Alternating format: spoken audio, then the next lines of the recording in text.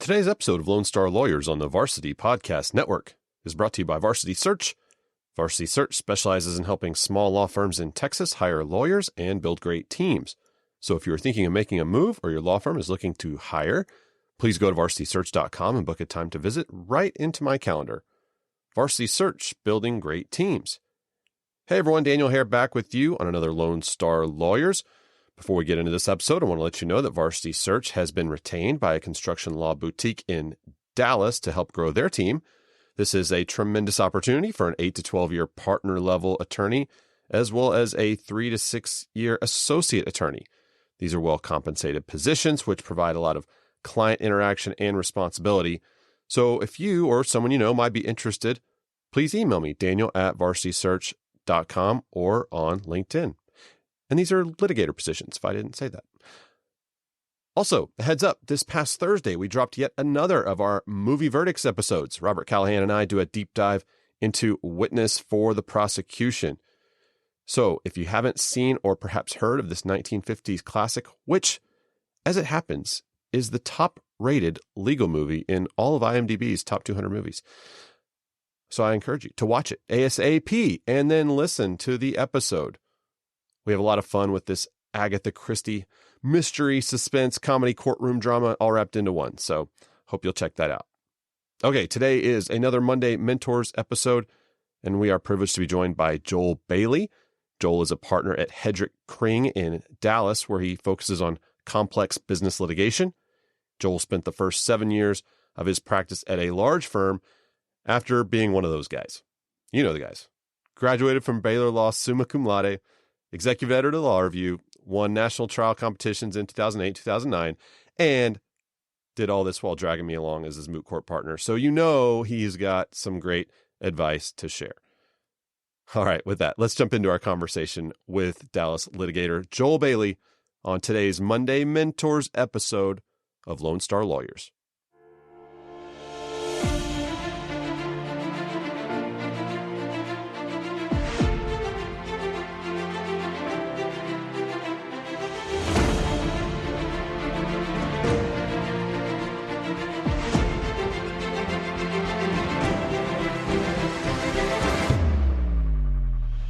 All right, Joel Bailey joins us now from Hedrick Kring. Joel, thanks for being with us today. Yeah, thanks for having me. I'm excited to be here. Well, first off, why don't you just tell us a little bit about your firm? I'd say it's still a relatively young firm and growing and an exciting time for you all. So tell us about that, and then also specifically your role within the firm and some of the areas you handle. Great. Yeah, we are a 5-year, going on 6-year firm here in Dallas. We do two areas right now. One is business litigation, and the other is bankruptcy. We want to be known as kind of a go-to trial litigation firm in Dallas. That's our goal. To your point, we did, kind of take off last year in terms of growth. We hired 3 or 4 new lawyers. We expanded our bankruptcy practice by adding a partner from a large law firm, and then we added a very seasoned, experienced litigator in David McAtee, who's brought an incredible amount of insight and help to our firm. And then for me, I do, I kind of say Kring does a lot of state court stuff. He's the state court practitioner. Hedrick is a former federal clerk for a federal judge, so he does a lot of the federal stuff. Katie and Laura in our office do bankruptcy, and I'm just kind of a floater who helps around and does a little bit of everything business litigation wise. And if litigation erupts into bankruptcy, I'll jump in there too. So we're growing, we're excited. It seems like we had a good year last year, and hope the future holds the same. Yeah, well, that's exciting. Well, I wanted to ask you about the bankruptcy, so I'm glad you brought it up. What kind of led to going that direction as you've been expanding the firm, and what are your expectations for that area moving forward, and especially thinking about how maybe a young lawyer who's maybe got that either on their radar as a possible area to kind of go specialize in, or maybe not, but we're kind of making them aware of it right now. Tell us a little bit about the bankruptcy practice area. I know it's not yours specifically, but yeah. So I guess a couple of years ago, We hired Laura Fontaine, who had an extensive bankruptcy background. And one of the things we immediately noticed was just bringing bankruptcy people in. The bankruptcy work will then find you, and inevitably there is a lot of overlap between pure bankruptcy issues and bankruptcy litigation. And so having your foot in the door on bankruptcy work and then having a business litigation bullpen to pull from, it's a natural fit. And so we saw a lot of growth there. And so then Katie Clark came over, who has a wealth of bankruptcy knowledge, over to our firm. And they have, between Katie and Laura, they have both tried to strategically find areas and cases where the calling is for a smaller law firm to handle matters either for a trustee representing a bankruptcy trustee, or for some committee work. So they've really tried to develop that. From the younger lawyer perspective, I'll tell you, I did a ton of bankruptcy lit work at the first firm I joined, and I had not taken a single bankruptcy class in law school. But right. the best way to learn, I found on like bankruptcy stuff, is just doing it. And you Google a lot of terms like a DIP loan. What is a DIP loan? What is DIP financing? You've never heard these terms before. You spend a lot of time on Google, but once you've done something once, it really you can do it again. Yeah. Well, that's cool. I'm glad that we got a chance to talk about that, because I think that's an exciting area. So what about maybe some things that are going on just in maybe the litigation world, or with some of the clients that you more routinely work with that are changing, or things that are impacting your practice that you're kind of having to be, adapting to right now? Yeah, particularly for, small firms like us, one of the things we have to do, I think, to attract work, and then I think one of the reasons that clients are attracted to smaller litigation shops is that we are more nimble, and I think we try to be more nimble and flexible with respect to alternative fee arrangements. And so we are seeing a lot of that in our work. Client will come to us with a case that is worthwhile, but maybe they need something other than a straight hourly. And so we are big into exploring different kind of fee arrangements that make sense for the matter, that makes sense to help us build our client base for matters that don't make sense on a straight billable basis. But we can be flexible and either have a hybrid arrangement with a contingency component, or a flat rate if it justifies it. And so we have really tried to focus on getting a wealth of knowledge on alternative fee arrangements, so that when the clients come to us that maybe typically hire a bigger law firm on a straight hourly basis, we can propose an alternative that makes sense for both sides, frankly. Yeah. Well, that's interesting. So I know it hasn't been that long ago since you were a young associate. You're still a young man, young partner. Thank you. Yeah. But thinking back to your first years of practice, I know you were at a large firm to start. What's something that maybe you learned there and learned as a young lawyer that has stuck with you and become part of, just kind of your daily practice even now, and has really helped you throughout your career?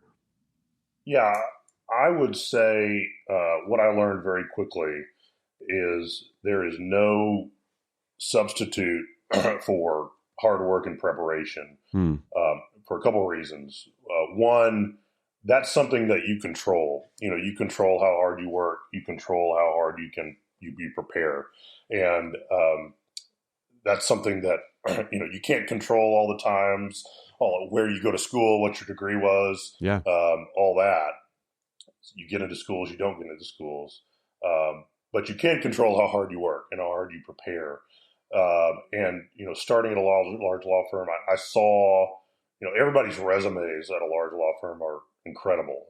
Sure. And not to, I love Baylor, I love A&M, but I think they're, great schools, but maybe on paper they don't look as good as some Ivy League schools. And so when your colleagues went to the Harvard and Yales and things like that, you go, well, how do I compete with them? And I just made up my mind I was going to all I could do was control how hard I worked. Yeah. And if I did the hard work and preparation, that's all I could control. Sure. And the other thing is that hard work and preparation separates you from a lot in ways you don't expect. I mean, just going the extra mile and making sure that, you know, your memo to the partner is free of typos, or is, you know, uses good grammar. Those kind of things that should be table stakes, but you know, if you spend the time and work hard and put in the long hours there at the front end, it really serves you well for your whole career. Well, and do you find too, just thinking about maybe some of the folks that you worked with as an associate and saw some that thrived and maybe some that didn't, it's not a foregone conclusion that everybody's going to work hard, and maybe they did up and through law school to get to the place of being able to get that high level job out of law school. But at least in my experience, I've seen quite a few people that it looked like that was sort of them making it, was getting the job, getting the degree, getting the job, and from there it was almost more of like, okay, now it's maybe not coast time, but it's certainly not ramp up time. I don't know if you've seen that, or kind of maybe cautionary tale to associates right now who are maybe find themselves in that kind of, you know, they just worked so hard to get through law school. Now it's year 1, year 2, year 3 of practice. But this is really the time, right, to ramp it up and not to just start taking it easy. No, you're right. You're right. It's you've got to. It's the opposite, right? Okay, great. You've done law school. Now you got the rest of your career in front of you. Yeah. One of the things that's easy to do, especially when you get accolades, and when you watch the shows on TV that make the practice of law look incredibly exciting, right? Is it can go to your head, and having an ego and thinking more of yourself than you should really harms you. I think early in your career, there's a quote that I like that I tell myself repeatedly, which is ego is the anesthesia that deadens the pain of stupidity. And so if you let your ego get the best of you, it really hinders you. And from in terms of the opposite of that, the people that have done very well, usually they are pushing themselves. And my best learning experiences and my best growth has come from those opportunities that I really didn't want to do. I really didn't want to, be in front of that court or be in front of that, opposing counsel or whatever. But those experiences that you have to work hard for and that kind of get you out of your comfort zone, those are the ones that stick with you and help you the most. Yeah, for sure. Well, what are a couple of traits or characteristics that you have seen that are common to associates that have success? I mean, we've talked about hard work, obviously something you can control. What's maybe a trait or characteristic that you've seen among successful young lawyers? Yeah, I think in addition to hard work, I think the things that I would add to that is almost being available, being ready and available to help a partner, help a client. There is nothing that I think frustrates more senior lawyers more than and clients for that matter too, than sending an email and it just sitting there without any response. Even if your response is, "Hey, yeah, I've got this hearing today, but I'll jump on this tomorrow," or "Reminder, I'm out on vacation. Yeah. I'll get to this when I get back." Yeah. Some kind of responsiveness, some kind of just being available, communicating that you're ready to help, communicating that you're willing to help, goes a long way for associates to just build your trust with partners and build your trust with clients, because if it just sits there without a response, you're always wondering whether they got it, whether they're ignoring you. 9 times out of 10, you're not ignoring them, but a response would take you a lot longer, and so or take you a longer way. And then the other thing is for associates, challenging yourself. Usually the associates that thrive have been ones that are willing to do things that maybe younger younger associates don't usually get to do. Willing to go to the hearing, Yeah. volunteering to go to the hearing rather than just reviewing documents or drafting discovery. But again, that's making yourself available and telling the partner, I'm ready to jump in there and do what you need me to do. Yeah, no, that's really good. Well, it actually reminds me of just in you and I corresponding prior to this interview, where you emailed me the night before or 2 nights ago, and asked about if you needed it or if I needed to send you anything, which I did, and I literally my morning got sidetracked early, and so I was planning to just respond with the stuff that I was going to send you, but it just got enough into the morning where I just have to respond to him, even though I can't send the stuff. Yeah. I just have to. No, even though I'm going to send him the stuff in like an hour and a half when I get in there. Yeah, I just can't wait any longer. So I'm responding to say, I got your email and I'm going to get you the stuff because I just couldn't take it anymore. I was like, yeah, no, that's actually a great example. I mean, just the response, yeah. Let me know, okay, everything's still on, everything's still going, Yeah. I'll get the stuff. It's not like I need, a day to prepare anything, but, just the response gave me a lot of comfort to say, okay, everything's moving along, we're good. That's a good point. I can't believe you don't feel like you need a day to prepare for this, but I won't take that personally. Just half a day. Yeah, half a day prepare. Yeah. Clients can wait half a day for you to prepare for this. Sure. Well, speaking of I think I mentioned this earlier, but you fairly recently, it's been a few months ago, made partner at your firm, and I mean you're part of founding the firm as an associate when you came over a number of years ago, but became partner. What now that you've kind of gone through that process, you've become a partner, and now kind of on the other side of it.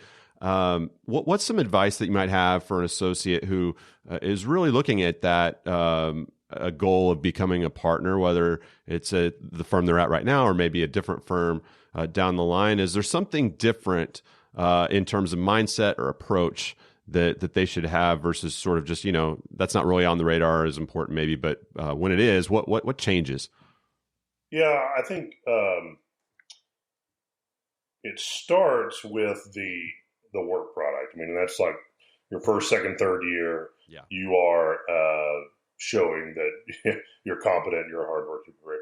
But simultaneously with that, and really almost immediately, and it's not you can't put this aside while you're showing that you're a hard worker. You gotta keep and maintain your relationships, and I always didn't really understand that because if a colleague or whatever was in-house at a big company, I knew that they weren't going to hire an associate. They weren't going to hire me to be to represent Fortune 100 company or whatever as an associate. But it's interesting now. At this stage in our career, we are starting now to see our colleagues, and colleagues are law school classmates, but in particular your fellow associates. Yep. Particularly you're a large law firm, you're starting to see them go in-house, and not only go in-house, but become higher up in the in-house legal department. Right. And so now all of a sudden you wake up and you go, oh, this associate who I worked on this case with is now, second in command at this company. And, good thing I kept that relationship. Good thing I, worked closely with him or her, because at this stage in our career, now we're starting to see them not only being in-house, but also going up in the in-house market or in the in-house department to the point where they are picking their own lawyers, picking their own outside counsel to do the work. Yeah. And so maintaining those relationships with law school classmates, but not only that, but your associates, your fellow associates in your law firm. And one of the big driving forces for our business right now is referrals from other law firms. Yes. And so keeping good relationships with your co-counsel, right. Keeping good relationships as best you can with opposing counsel.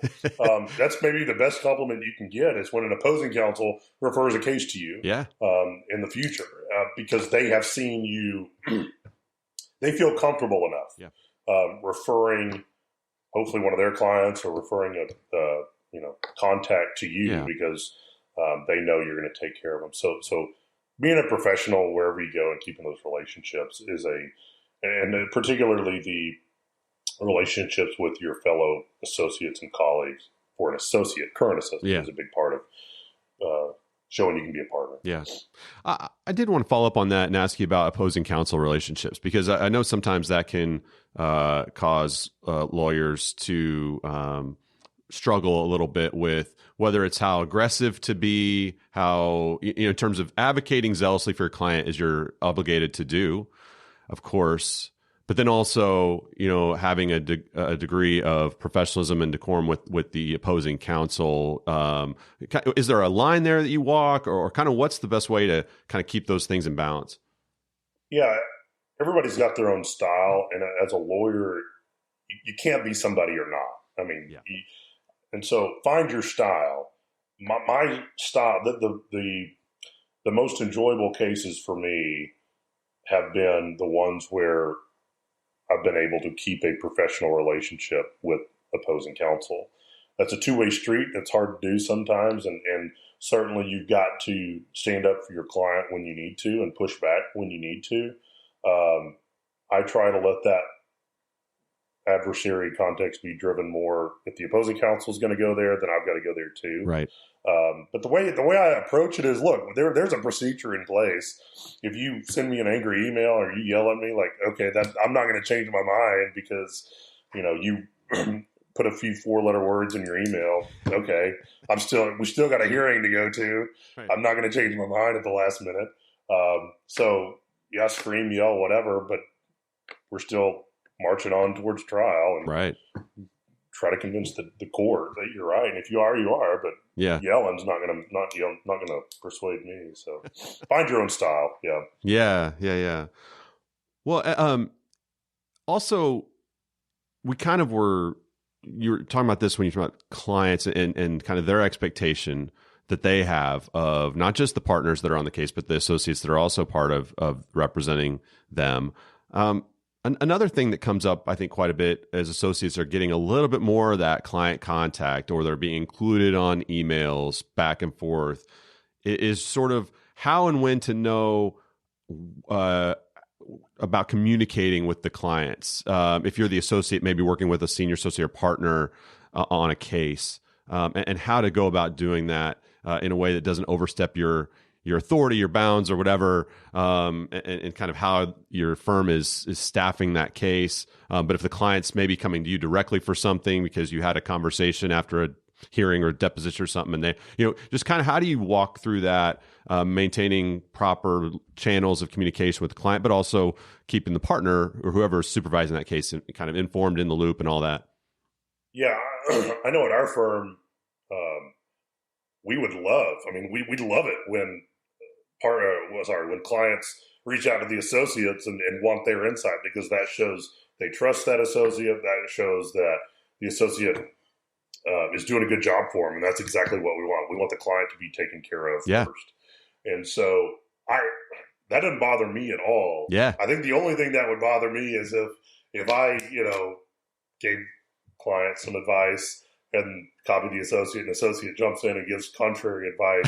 There's obviously a channel to go through with that. Sure. I may have been wrong, and if I was, I would rather the associate come to me and say, "Hey, you're wrong. Right. Here's why," and then we can work through how to fix that. But I don't know if that goes for every firm. I know for our firm, seeing the clients reach out to the associates is awesome. I mean, we want and hopefully that's because they trust the associate, not because they dislike the partner on the file. But there are certainly cases where it would be more efficient for the client to just reach out directly to the associate rather than going to the partner. Partner goes to the associate, or there's a game of telephone.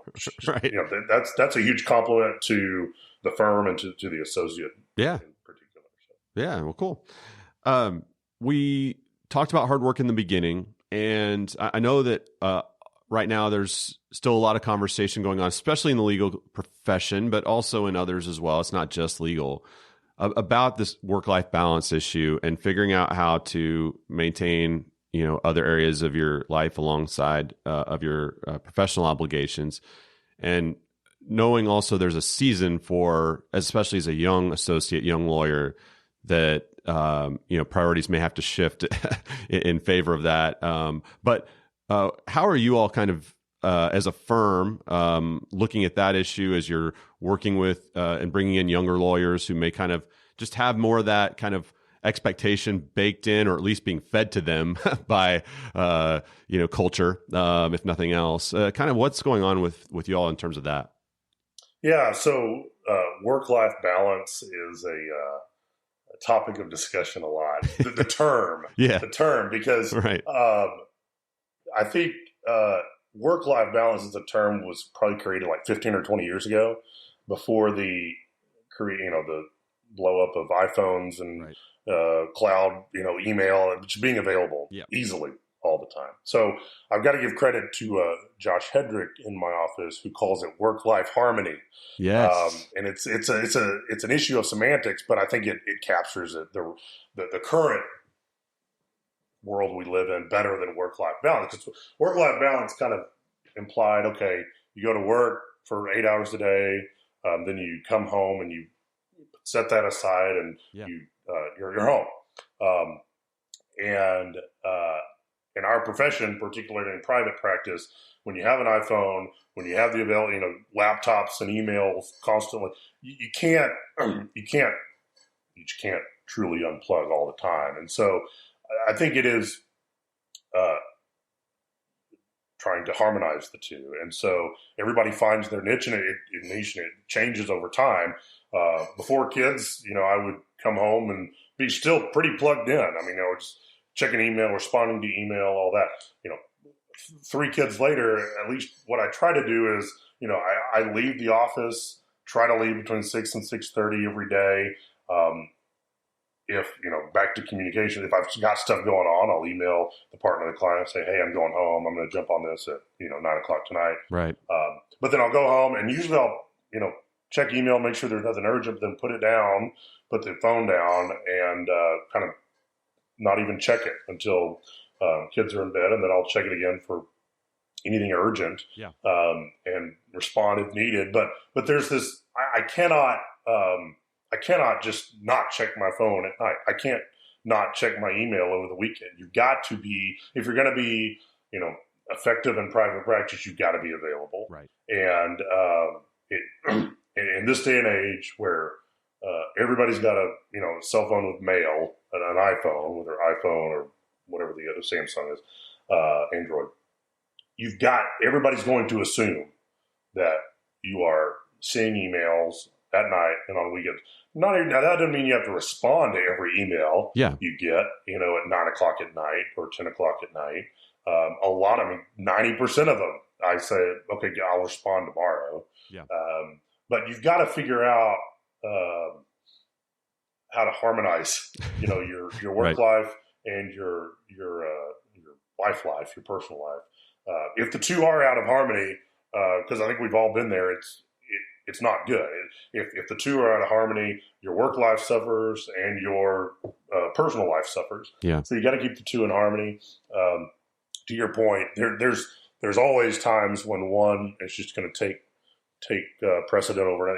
We had a trial last year, and that week, my 5-year-old thought I was on vacation, or thought I was traveling for work, because he never saw me for 3 or 4 days, right? Even though the trial was here in Dallas. So there are, but trying to harm, but then I took some time off after that. So it's a harmony. It's some would say a balance, but I think that may be an outdated term. Well, and you mentioned vacation. So how do you do vacation? I mean, how do you keep clients informed of where you are and your availability? And do you totally unplug or partially unplug, or kind of how and maybe I should say for the audience, how should a young associate think about taking vacation? Yeah. I think it depends. If you are going on a cruise where you have no internet, just communicate that to everyone and put an out of office message. Look, if you are not, if you've got internet, I'll tell you what I do, which may not be the right way at all. But even if I'm out of the country and I have the ability to get internet, I will check my mail twice a day, usually in the morning and in the evening, and I will respond to urgent emails. Yeah. And so I still am plugged in, even though I'm on. Now I do limit it, right? I mean, I still only check it in the morning and in the evening, and only respond to what's urgent. The other thing you do is you go to your partners and you say, hey, I'm out for this week. Can you cover this case? Can you cover that case? And when they say yes, you say great, and then you communicate that to the client and say, Hedrick's going to be taking care of this for a week or 2 weeks or whatever. Kring's going to be, last year I was on a case. Me and Hedrick were both on a case, and he ran point the whole week I was on vacation, and I came back, and really thankfully he had kept me off a lot of stuff, and I was like, wow, y'all. I didn't know all this was going on. Thank you for keeping me off of it, because it can be distracting. But utilizing your partners and your associates to cover, but then staying, again, I hate to say it, but staying somewhat plugged in is important too. Yeah. Well, the last topic I want to ask you about before we wind up our time is just hiring associates, and when you all are going through that process, what's maybe a key thing or two that you're looking for in terms of finding the right fit for your firm, whether it's on paper or in the process of the interview? What are some of the things that you're looking for? What are a couple maybe red flags that kind of caution you against maybe hiring somebody? Yeah, I know starting with that, one red flag, it's little, but makes a big deal, is typos on the resume. Just to us, if you can't make your resume typo free, when you're under pressure and you're drafting a brief, it's going to be littered with typos. Yeah. In terms of what I look for on paper, on the resume or cover letter, this is maybe firm specific for us, just given that we are business litigation almost. We do look a lot at mock trial, moot court experience. Obviously grades, play into that, all that as well. But, for us, if you've got decent grades, but you are very plugged into Baylor's mock trial program, we're going to notice that. Sure. So for us, we do look at that kind of experience. In the interviews itself, I think we're more trying to gauge the person and whether they would fit culturally and, with the firm. And that's going to vary from firm to firm, what the culture is, how we are. And so you are going to spend a lot of time with that person, with long nights, maybe weekends on trials and things like that. You want to make sure you can get along with the person. You want to make sure that they're not going to just bug you. Right.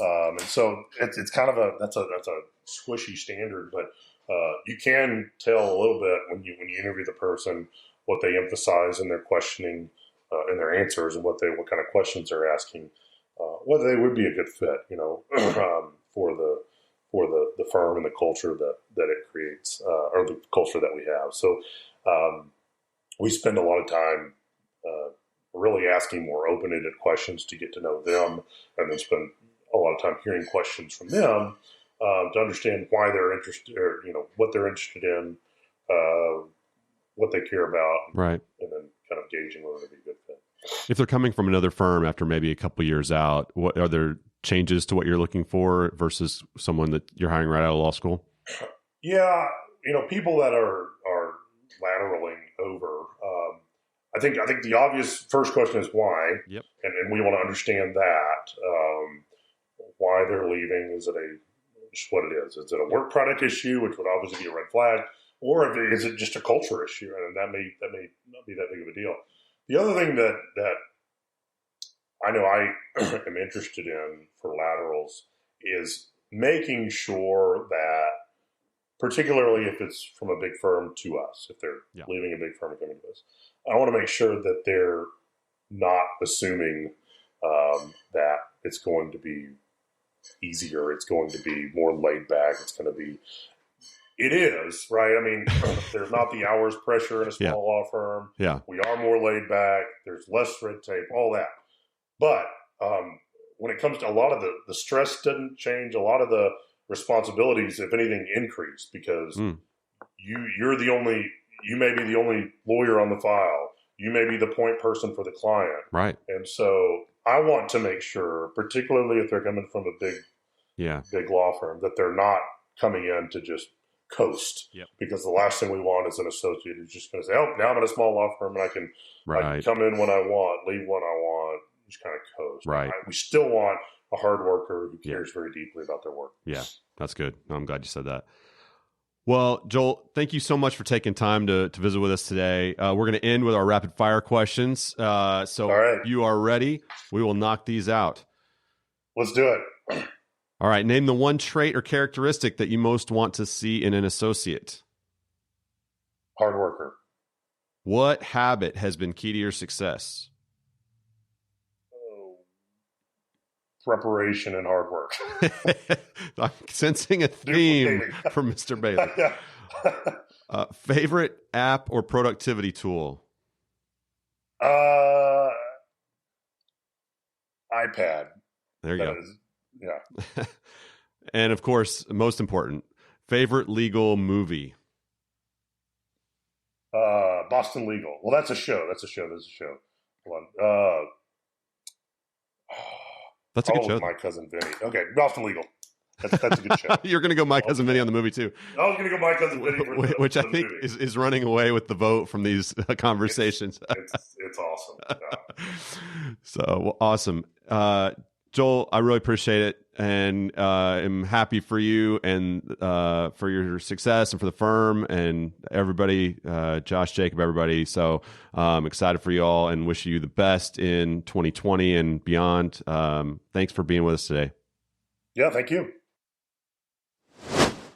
All right, my thanks again to Joel Bailey for joining us on the show today.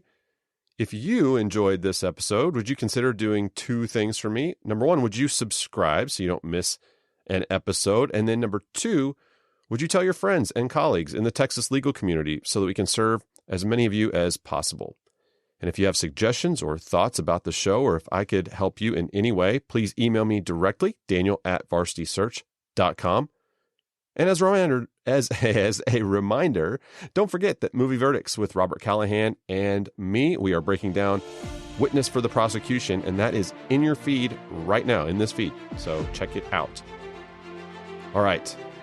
That's it for today's episode of Lone Star Lawyers. I want to thank each of you for listening. I'm Daniel Hare with Varsity Search, and we will talk to you next time.